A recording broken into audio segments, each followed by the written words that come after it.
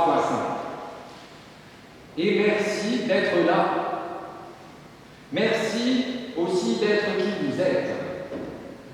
Et merci d'avoir la foi, d'avoir confiance en Dieu.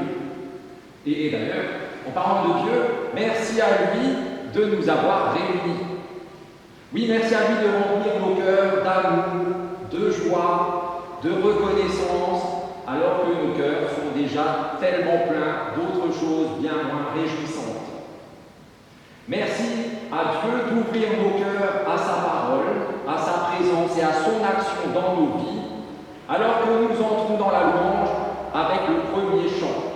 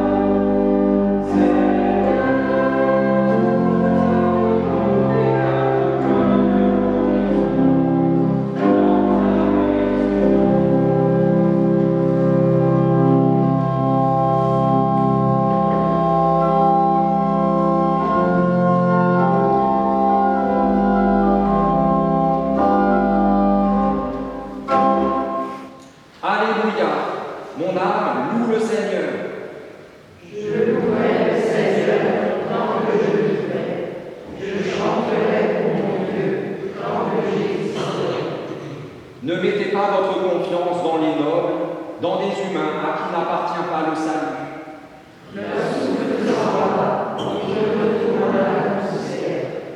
Heureux celui qui met son espoir dans le Seigneur. C'est lui qui a fait les ciels, la terre et la mer. C'est lui qui a créé tout ce qui enferme. Il garde à jamais sa fidélité. Il fait justice aux opprimés, Aux affamés, il donne le pain. Le Seigneur délivre les enchaînés, il ouvre les yeux des aveugles. Le Seigneur redresse les acclamés. D'âge en âge, le Seigneur régnera. Il est notre Dieu pour toujours. Il est bon de rendre grâce au Seigneur, de chanter pour ton nom, Dieu de règne. Chantons gloire au Dieu 3 fois saint. Et ça est phrase.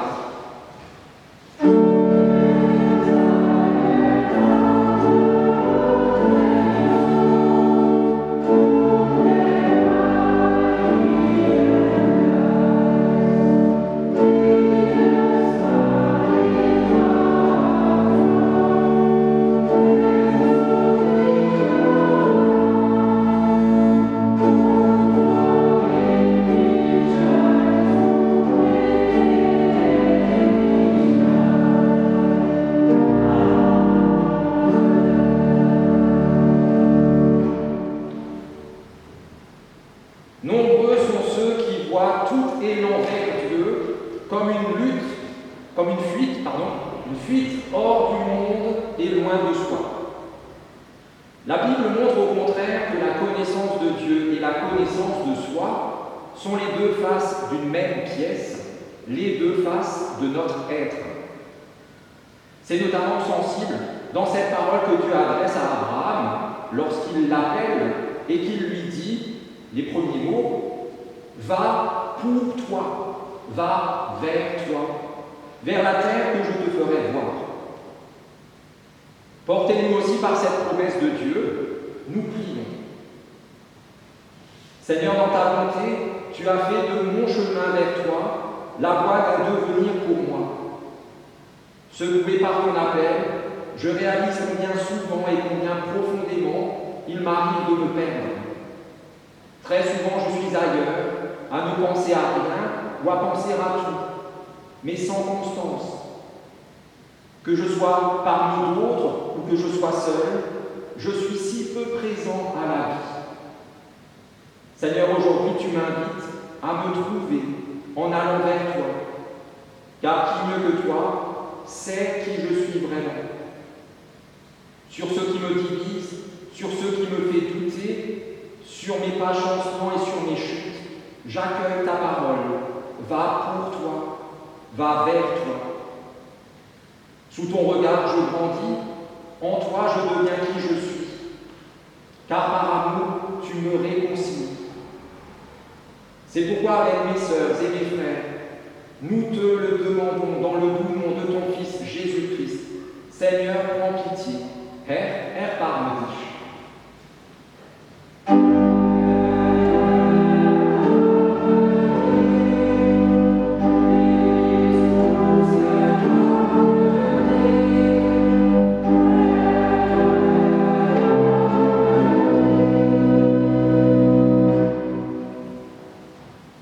Que celui qui aime Dieu se réjouisse, car voici ce qu'il proclame à son intention par la bouche de l'apôtre Paul, qui dit ceci. Or, le Seigneur, c'est l'Esprit. Et là où est l'Esprit du Seigneur, là aussi est la liberté. C'est fou, toutes ces chaînes qui nous ralentissent et entravent notre marche, toutes ces chaînes qui alourdissent nos pas et nos vies. Mais il y a encore plus fou que cela. Plus fou est ce qui arrive quand nous laissons Dieu se saisir de toutes ces chaînes. Quand Dieu s'en saisit, il nous offre la liberté. Car Jésus ne se contente pas de porter nos chaînes, il les brise. Oui, Jésus brise nos chaînes et nous libère pour une liberté sans mesure. Une liberté qui est le fruit de son amour, un amour qui n'a lui-même aucune mesure. Pour cette grâce infinie, chantons-lui notre reconnaissance et exaltons le Seigneur. Ehre sei Gott in der Höhe.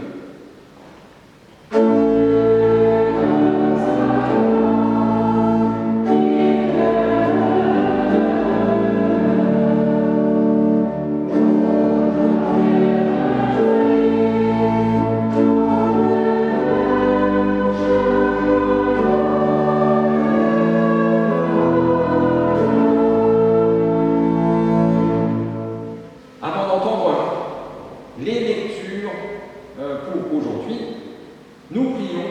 paroles deviennent pour nous des paroles de vie.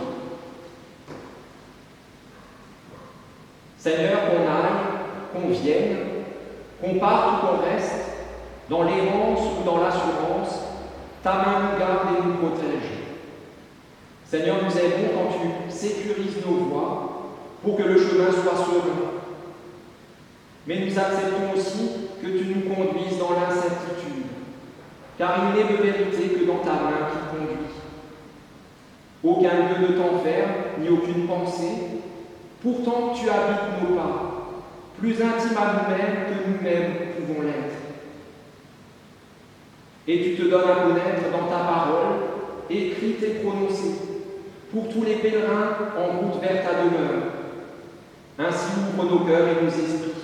Nous t'en prions, par Jésus-Christ ton Fils, notre Seigneur, qui vit et qui règne avec toi, Père, et le Saint-Esprit, un seul Dieu, pour les siècles des siècles.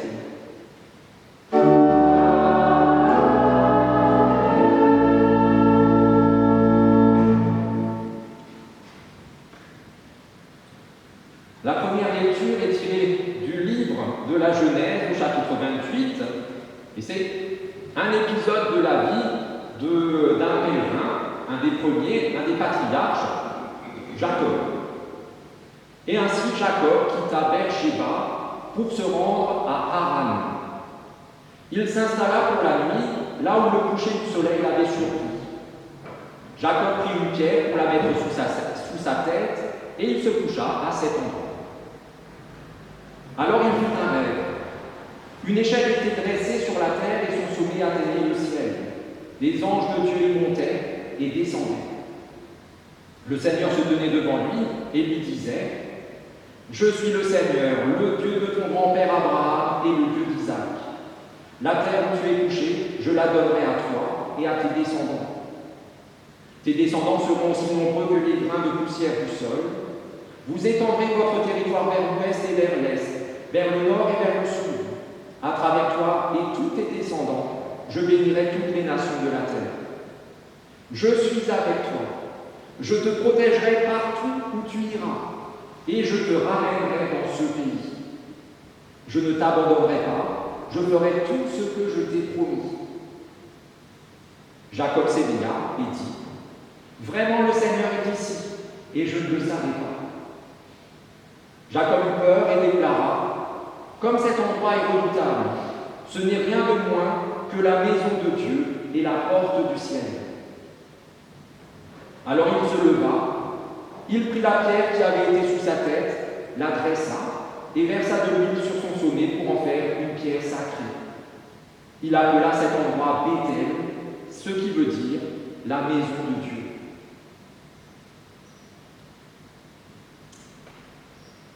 Le mot d'ordre, le verset auquel nous sommes confiés aujourd'hui, est le deuxième verset du psaume 103 qui dit ceci : Bénis le Seigneur, ô mon âme, et n'oublie aucun de ses bienfaits. Nous le levons. Et nous acclamons l'Évangile en chantant Alléluia.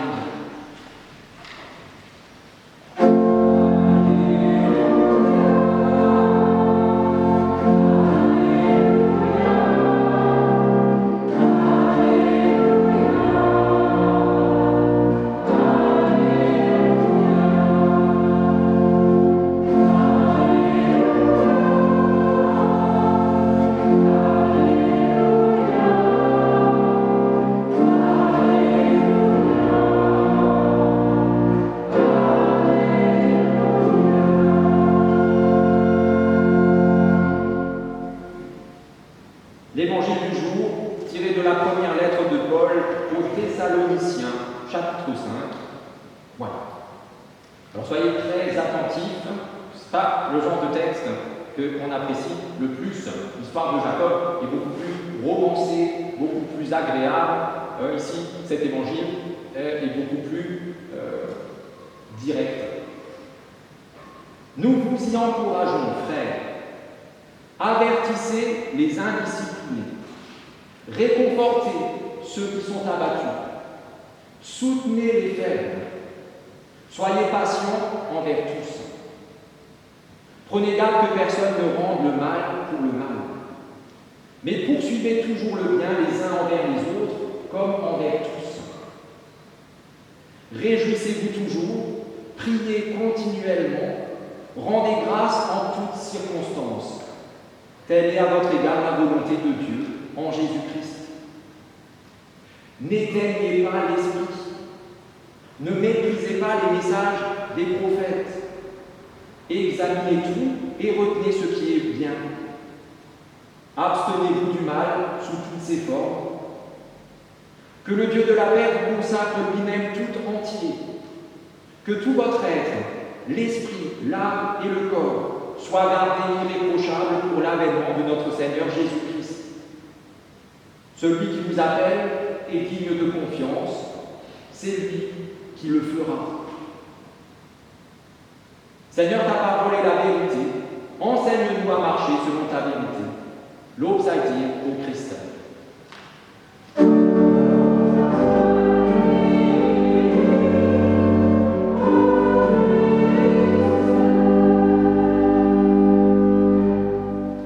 Et vous pouvez reprendre place. Puis nous allons chanter le chant suivant. Normalement, celui-là, tout le monde maîtrise et ça devrait être un très beau chant. Vertraut, les 3 strophes.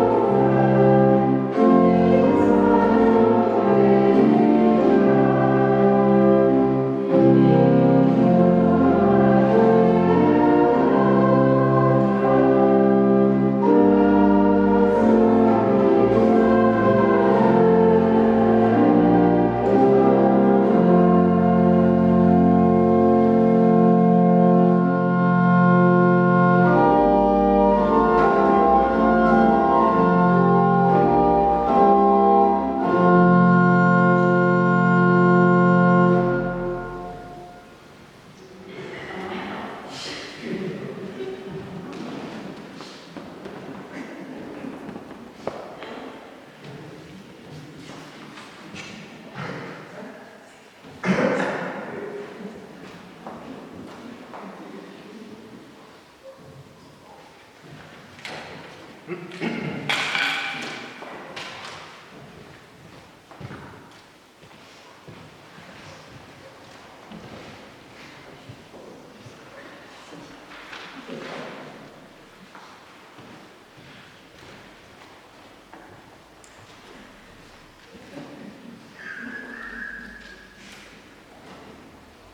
vous demandez peut-être, même sûrement, pourquoi cet accoutrement?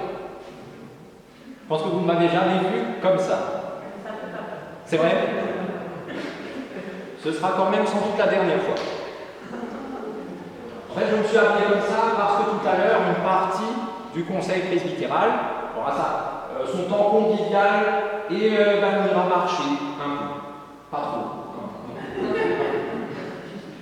Et du coup, pour ne pas avoir l'air trop nul, parce que quand on va marcher, tout le monde va voir que je ne suis pas doué pour la marche, je me suis dit, autant faire illusion, et donc je me suis bien équipé. Parce que pour marcher, vous serez tous d'accord, il faut être équipé. En tout cas, c'est mieux. Hein. On peut faire sans équipement. Cet été, dans les Alpes, j'avais des bonnes chaussures de marche. J'étais prêt, voilà. On va, on marche, et donc dans les Alpes, vous imaginez hein, que c'est pas tout plat. Et aux 2 tiers, on va dire 3/4 du chemin, dans l'autre sens, je croise quelqu'un qui était en tourbillon. Je ne sais pas où il allait, mais il était sur le même chemin qui me faisait transpirer et avoir mal aux pieds avec les bonnes chaussures. Donc, je ne sais pas s'il a réussi à rentrer. Moi, je préfère être bien équipé. Et même dans la vie, je pense, vous serez d'accord aussi, de manière générale, il vaut mieux être bien équipé. Par exemple, moi, j'ai une super voiture. Vous la connaissez? On ne peut pas mieux s'équiper niveau voiture. Non, non, vous auriez dit oui. Je vais le prendre bien. Dans la vie de foi, c'est mieux d'être bien équipé aussi. Là, on est aussi tous d'accord, je pense. Parce que la vie, en général, et la vie de foi, ce sont des chemins, ce sont des marches, nous sommes des pèlerins. Alors, tous les grands héros de la foi biblique étaient des pèlerins, des marcheurs. On a entendu Jacob, vous pouvez prendre tous les autres, Jésus, Paul, etc., tous. Alors, je vous dis que je suis bien équipé, vous pouvez en douter. C'est pourquoi je vais vous montrer ce que j'ai dans mon baluchon. Alors, voyons voir.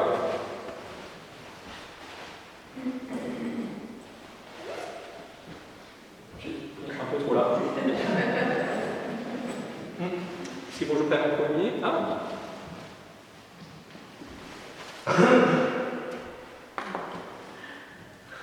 Ce premier objet répond à la question pourquoi on marche.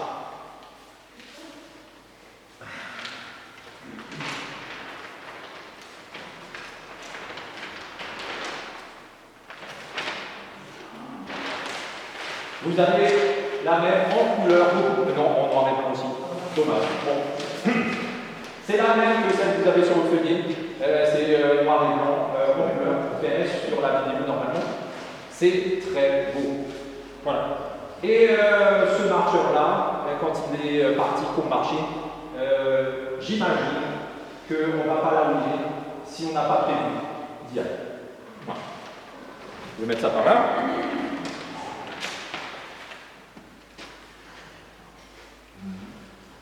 Il y a en général un objectif, un but, sinon on ne marcherait pas. Alors vous me direz peut-être que ça vous arrive de marcher juste pour marcher. Et je dis c'est vrai, parfois on n'a pas d'autre but que de marcher. Pourtant, ça fait un moment qu'on se connaît et vous êtes encore là. Si à l'occasion vous étiez parti comme ça vraiment juste pour marcher, eh bien vous seriez la meilleure, je pense. Parce que toutes vos promenades, même celles qui sont juste pour marcher, elles vous sont quand même ramenées chez vous. Donc il y avait quand même cette destination finale, le retour à la maison. Et ça, c'est aussi très intéressant. Il n'y a pas d'objectif particulier pour certaines marches, mais la destination finale, c'est quand même le retour chez soi. Et puis dans la vie, la plupart du temps, quand on fait quelque chose, c'est parce qu'on peut réaliser quelque chose en faisant cette chose. Il y a beaucoup de choses. Hein. Et dans la foi, eh ben, c'est pareil. Je ne pense pas qu'on croit juste comme ça pour passer le temps. Parce que c'est sympa, parce que c'est tendance. Non, ça c'est même pas vrai. C'est pas tendance. Quand on a la foi en Christ, c'est qu'on a compris que la vie est un chemin qui nous mène quelque part. Qu'on n'est pas là pour rien, ni par hasard, et que la vie ne s'arrête pas avec la mort. La plupart de ceux qui ne partagent pas notre foi en Christ pensent que la vie s'achève avec la mort et qu'il n'y a rien qui suit. Normalement, nous, ce n'est pas notre cas. Nous ne pouvons pas leur prouver par A plus B qu'ils ont tort et que nous avons raison parce que ce n'est pas une question scientifique, c'est une question de foi. Mais on peut être témoin de ce que ça, c'est vrai dans nos vies. Que ce n'est pas juste un truc qu'on dit, mais c'est un truc qu'on vit. La vie ne s'arrête pas avec la mort, parce que nous avons la foi en Christ. Alors si tous les jours nous continuons à vivre et à avancer, c'est aussi, et je dirais même surtout grâce à notre foi, selon laquelle nous sommes persuadés, convaincus qu'au bout du chemin, le royaume magnifique, vous avez cette très belle image, le royaume magnifique où le mal n'existe plus aucune douleur, plus aucune souffrance, plus aucun pleur, etc. Que Dieu nous promet, il est pour nous. La maison du Père nous attend. Alors, c'est pas tout ce que j'avais dans mon truc. Autre chose quelque part. Là. Est-ce que j'ai le téléphone? Là. Bon. Vous me croirez sur parole. Vous savez tous ce que c'est une boussole qui indique pas la direction et le nord, malheureusement. Alors ça, associé à une carte, c'est très efficace. Sur les cartes qu'on a sur le téléphone, que j'ai sur le téléphone notamment, vous n'avez même plus besoin de ça parce que la carte se tourne automatiquement. Et donc c'est beaucoup mieux pour trouver le chemin. Mais pour arriver à l'endroit prévu, on a besoin quand même d'indications pour en connaître le chemin. Alors je sais que quand vous allez de Weincourage-Parzbach, même à pied, dans la forêt, par des chemins que vous ne connaissiez pas encore, s'il y en a, vous arrivez quand même à destination parce que vous vous repérez. Mais si vous allez un tout petit peu plus loin, là où vous n'êtes jamais allé, s'il n'y a pas de carte, pas de chemin, c'est compliqué. Une carte, quelques panneaux qui nous indiquent le chemin à suivre, qui nous évitent de perdre du temps, qui nous évitent aussi les impasses, les précipices, ça c'est pas mal, qui nous évite de nous perdre et de perdre la vie. Alors je suis sûr, et je sais, que ça vous est déjà arrivé en voiture, vous avez soigneusement préparé votre chemin, et vous vous retrouvez à un carrefour où les panneaux disent c'est par là. Le GPS dit c'est par là, et celui qui conduit dit non, c'est par là. C'est embêtant. Moi je fais toujours ça. Mon instinct prime sur les deux autres, largement. Ça serait quand même beaucoup mieux si et la carte et le GPS et celui qui conduit disaient de prendre ensemble, hein, c'est par là. Ça serait quand même plus simple. Dans la vie de foi, trouver son chemin, c'est pas automatique non plus. On a aussi besoin d'être orienté, éduqué, instruit, préparé. On a besoin qu'on nous montre le bon chemin pour ne pas nous perdre en route. On a besoin qu'on nous apprenne, dit d'une manière qui date un peu, ce qui est bon et ce qui est mauvais, le mal, le bien, dans le bien. Alors c'est peut-être ça aussi qui fait que dans notre société, la foi chrétienne a plus forcément le vent en poupe, certains ne veulent plus avoir l'impression qu'on leur impose quoi que ce soit, et donc on a vu, donc c'est possible de leur imposer quoi que ce soit, surtout pas une conception du bien et du mal qui date de il y a 2000, 4000 ans. C'est dépassé, ça n'a plus aucun sens aujourd'hui. Alors ceux-là, ils disent, le fameux slogan de 1968, de mai 68, il est interdit d'interdire. Je t'interdis de m'interdire quoi que ce soit, on n'a pas le droit d'interdire, c'est interdit. C'est pas très logique. S'ajoute à ça, leur liberté, elle est totale, elle est infinie. Leur liberté s'étend dans tout l'univers. À votre liberté de voir où elle est, puisque la liberté est totale. Oui, mais la mienne, la vôtre, faites gaffe. Pourtant, dans la deuxième lecture du jour, et j'ai essayé de vous rendre attentif sur le fait que c'est pas agréable à entendre, il n'y avait que des impératifs. Il n'y avait pas ce qu'on fait souvent dans les cultes, très souvent dans les cultes. Je vous invite à chanter le premier chant. Je vous invite à vous lever, je vous invite à vous asseoir, je vous invite. Et sur une 50 minutes de culte, vous avez 37 fois je vous invite. Je vous invite à rentrer chez vous. Je ne suis pas sûr, peut-être aussi. Et de temps en temps, dans la Bible en tout cas, c'est clair, il faut dire les choses comme elles sont, appelez un chat un chat. Ne rendez pas le mal pour le mal. Faites du bien. Et pas, je vous invite, si vous le voulez bien, à non. Être disciple du Christ, ça implique des choses. Être disciple du Christ, ça change la vie. On ne vit pas en étant disciple du Christ comme si on ne l'était pas. Si vous voulez être réellement disciple du Christ, alors certaines options, certaines routes, à tes souhaits, certains chemins ne sont pas possibles pour vous. Si vous voulez être disciple du Christ, alors vous n'écrasez jamais le faible, mais vous le soutenez, vous le relevez, vous l'aidez. Vous ne rendez pas le mal pour le mal. La seule chose que vous rendez, même quand on ne vous a rien donné, c'est le bien. Alors, on poursuit avec ceci et ceci. Malheureusement, là, à l'instant, ce truc, c'est démonté. Ah, formidable. Parce qu'en fait, c'est très important qu'il soit entier, puisque... Alors, ces bâtons de marche, qui normalement sont solides, sont un soutien. Ça c'est Brad et ça c'est Pete, donc voilà. Ce sont mes deux soutiens les plus fermes pour quand je marche. Et pas besoin qu'il y en ait 50. Deux très bons, ou un très bon, un très bon Brad suffit largement. Merci, il est vraiment costaud. Voilà. Ah oui, ce que je ne vous ai pas dit, ça répond à comment est-ce qu'on marche ensemble. Et puis une corde, alors elle est encore emballée. Si on la détendait, on pourrait tous s'attacher les uns aux autres.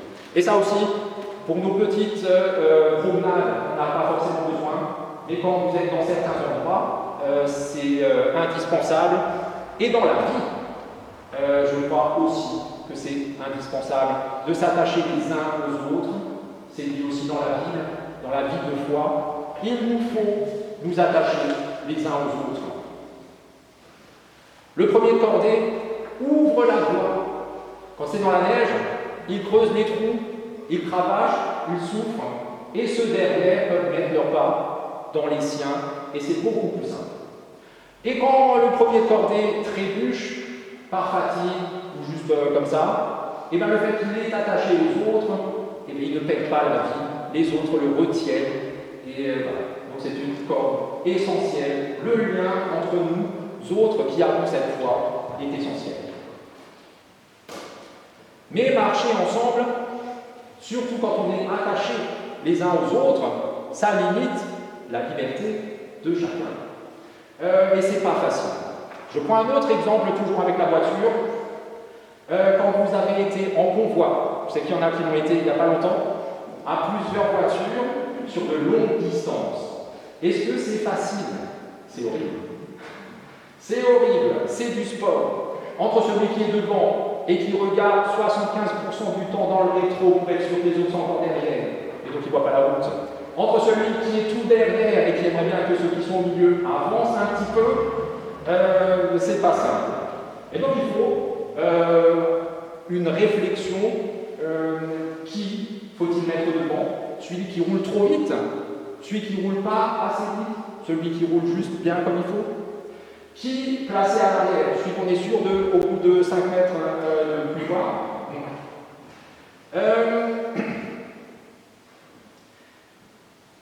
Dans la vie de foi communautaire, là aussi, la même réflexion s'impose. Qui va guider les autres? Hier, j'étais à un mariage, et c'était très agréable, il y avait plusieurs pasteurs qui ont géré le truc, et à la fin, quelqu'un a pris la parole, qui n'était pas le pasteur, c'était le père de la mariée, et j'ai trouvé, il était meilleur que les autres. Alors, cette partie, peut-être que je vais la couper. C'est vrai. Et en 3 minutes, il a dit beaucoup mieux que ce que les autres ont fait en 1 demi-heure.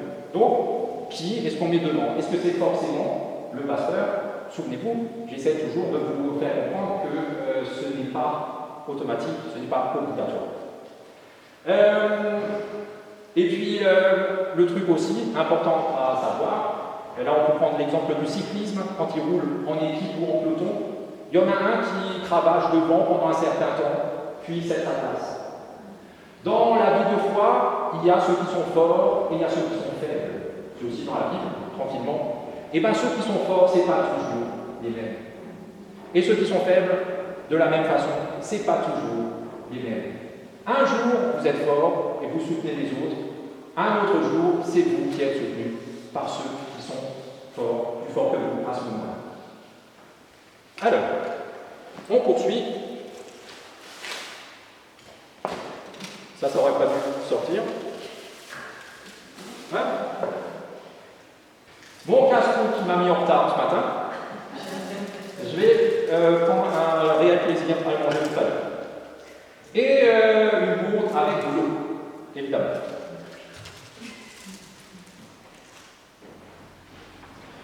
Quand on marche, quand on vit, il nous faut de l'énergie. Où trouve-t-on cette énergie? Qu'est-ce qui nous nourrit? La prière, j'espère. La lecture de la Bible, j'espère. La communion fraternelle, j'espère. Les uns les autres, j'espère. La relation personnelle à Dieu, j'espère. Que tout ça, que tout ça c'est meilleur que mon casse-croûte vache qui dit comme je. Encore 2-3 petits trucs. Hop. Alors, je n'ai pas amené exprès pour tout à l'heure. Voilà, il y a normalement tout le nécessaire pour si jamais, il n'y a pas beaucoup d'hélicoptères dedans, mais. Hop, je vais le mettre là.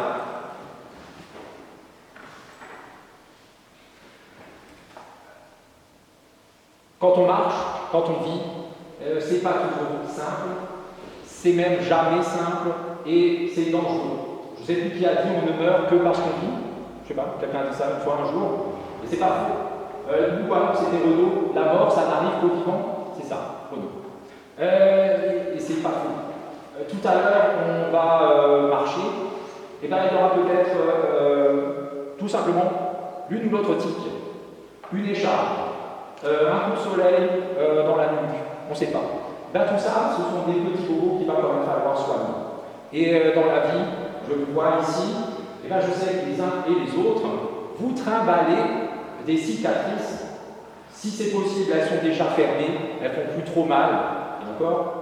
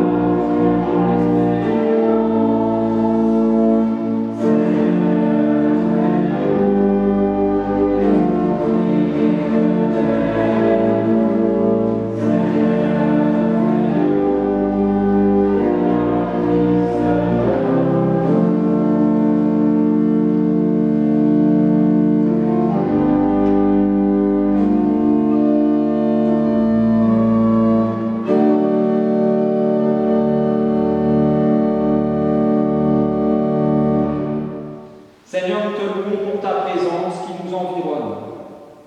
Tu sais quand nous pleuvons, tu sais quand nous nous couchons. Tous nos chemins te sont familiers. Alors Seigneur, viens en nous. Viens éclairer du feu de ton esprit notre intelligence et notre volonté. Viens combler de ta paix nos manques et nos désirs, pour que nous ne perdons pas notre temps, notre énergie, notre âme à chercher à les assouvir. Seigneur, viens derrière nous, viens souffler sur les braises de notre courage et donner à notre vie un nouvel élan. Seigneur, viens devant nous, viens tracer une voie à l'espérance. Viens nous arracher aux enlisements de nos culpabilités et de nos désespoirs. Seigneur, viens à nos côtés.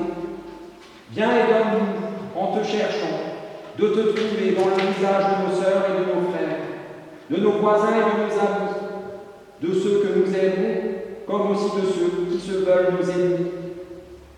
Viens et donne-nous, pour ceux qu'il est possible, de toujours plus les aimer et de tisser des liens de confiance. Seigneur, viens et prends soin de nous, viens et guéris-nous, viens et relève-nous, viens et rends-nous vivants. Seigneur, toi qui fais de nous tes enfants, c'est en enfant qu'avec Jésus, ton Fils, notre Frère, nous te disons, notre Père, Il est Jésus, que ton nom soit sanctifié, que ton règne vienne, que ta volonté soit faite sur la terre comme au ciel. Donne-nous aujourd'hui notre pain de ce jour. Pardonne-nous nos offenses, comme nous pardonnons aussi à ceux qui nous ont offensés. Et ne nous laisse pas entrer en tentation, mais délivre-nous du mal. Car c'est la toi qui le règne, la puissance et la gloire, pour les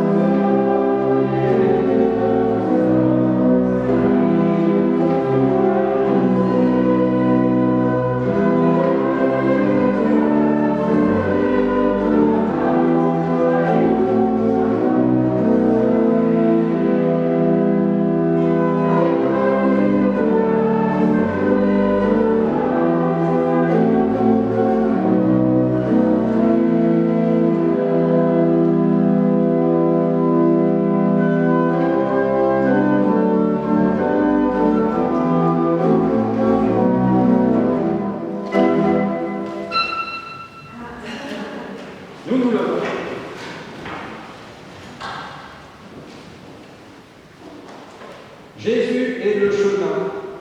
Lorsque l'angoisse se mue en impasse, fais confiance à celui qui ouvre les routes de l'impossible et fais encore un pas avec lui. Jésus est la vérité. La vérité ne se présente pas comme un savoir, mais dans la rencontre avec celui qui est la vérité. Mais si tu veux absolument savoir quelque chose, sache qu'en tout lieu et en tout temps, l'Éternel ton Dieu te précède et t'espère. Jésus est la vie. Quand tu traverses les vallées de l'ombre de la mort, ne crains aucun mal, car celui qui vit à jamais t'accompagne et te garde. Jésus est le chemin, la vérité et la vie. Va pour toi, va vers toi, va chez lui, et sois béni, tu es béni. Amen.